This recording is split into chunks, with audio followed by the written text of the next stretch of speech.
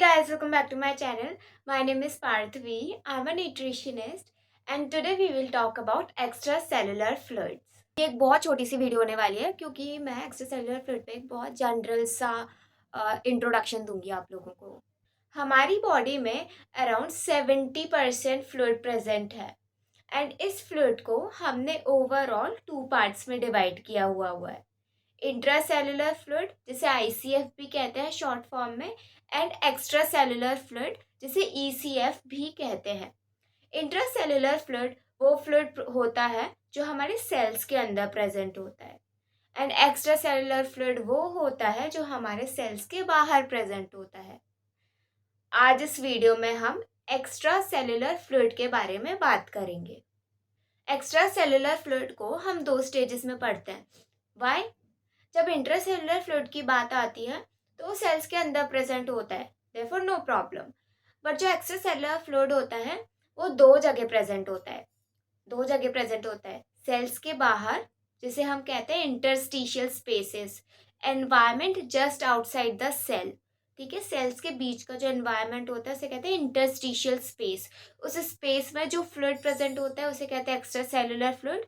But जो हमारे circulatory system में जो ब्लड होता है, ब्लड प्लाज्मा होता है, उसे भी हम एक्स्ट्रा सेलुलर फ्लूइड में ही काउंट करते हैं। इसलिए हम एक्स्ट्रा सेलुलर फ्लूइड को 2 स्टेजेस में पढ़ते हैं। इसको हम 2 स्टेजेस में इसलिए भी पढ़ते हैं क्योंकि इसमें continuously between the blood vessels और ये जो इंटरस्टिशियल स्पेसेस हैं, इन दोनों के बीच में कंटिन्यूअसली डिफ्यूजन चलता रहता है। That is exchange of ions होता रहता है। यहाँ पे मैंने एक इमेज शो की है, उस इमेज के थ्रू आप समझ सकते हैं कि कैसे फ्लूइड, प्लाज्मा, वाटर या आयंस स्पेसेस से कैपिलरीज तक और कैपिलरी से स्पेसेस तक ट्रांसफर होते रहते हैं। नोट करने वाली बात यह है कि यहाँ पर प्रोटीन का एक्सचेंज नहीं हो पाता।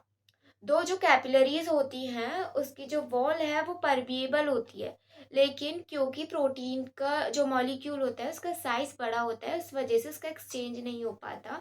It is only for ions because they are smaller in size. अब एक्स्ट्रा सेलुलर फ्लूइड के बारे में पढ़ना इम्पोर्टेंट क्यों है? पढ़ना इम्पोर्टेंट इसलिए है क्योंकि हमारी बॉडी में सेल्स तक जो भी चीज़ें पहुंचती हैं वो एक्स्ट्रा सेलुलर फ्लूइड से होते हुए ही पहुंचती हैं।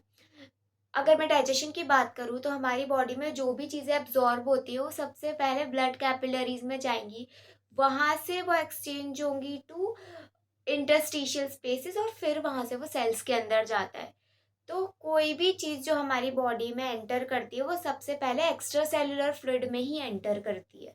हम बात करते हैं कि एक्स्ट्रा सेलुलर फ्लूइड में जो भी चीज़ें आती है, जैसे कि जो भी न्यूट्रिएंट्स आते हैं, जो भी गैसेस आती हैं, वो आती कहाँ से हैं, क्या ओरिजिन होता है। Let's talk about it. हम ये सब इसलिए भी पढ़ रहे हैं क्योंकि ब्लड में ये जो सारी चीज़ें आती हैं, गैसेस, आयंस, न्यूट्रिएंट्स, जितने भी मॉलिक्यूल्स हैं, ये सब हमारे एक्स्ट्रा सेलुलर फ्लूइड के थ्रू हमारी बॉडी की होम्योस्टेसिस मेंटेन करने में हेल्प करते हैं, हमारी बॉडी का बैलेंस बना के रखते हैं। इसलिए ये पढ़ना इम्पॉर्टेंट है कि ओरिजिन कहाँ से आ रहे हैं, कैसे हमारे एक्स्ट्रा सेलुलर फ्लूइड में ये सारी चीज़ें कहाँ से आ रही हैं और किस प्रोसेस के थ्रू आ रही हैं। स्टार्ट करते हैं लंग्स से। लंग्स के थ्रू हमारे सर्कुलेशन में इम्पॉर्टेंट गैसेस आती हैं and wasteful gases excrete out हो जाती हैं। वहीं पर डाइजेशन के थ्रू हमारे सर्कुलेशन में न्यूट्रिएंट्स आते हैं। लिवर के थ्रू टॉक्सिन्स किडनी के थ्रू रिलीज होते हैं। किडनी से ब्लड प्यूरिफाई होता है और जो स्टोर्ड न्यूट्रिएंट्स हैं वो लिवर के थ्रू हमारे सर्कुलेशन में आते हैं। यहाँ तक बहुत सारे ग्लैंड्यूलर सेक्रीशन भी एक्स्ट्रा सेलुलर एनवायरनमेंट में ही होते हैं, not necessarily always but most of the time. इस तरीके से आयंस का बैलेंस और न्यूट्रिएंट्स का बैलेंस हमारे सर्कुलेशन में और एक्स्ट्रा सेलुलर फ्लूइड में बना रहता है। Now time for a fact which is very important.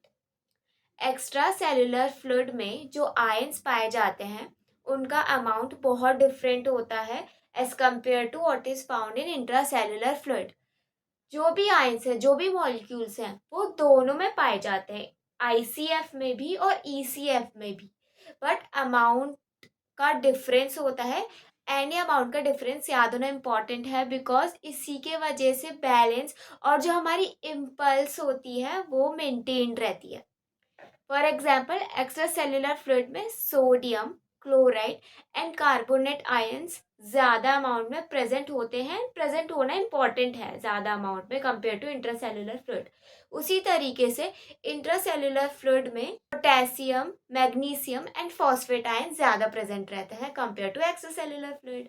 Thanks for watching.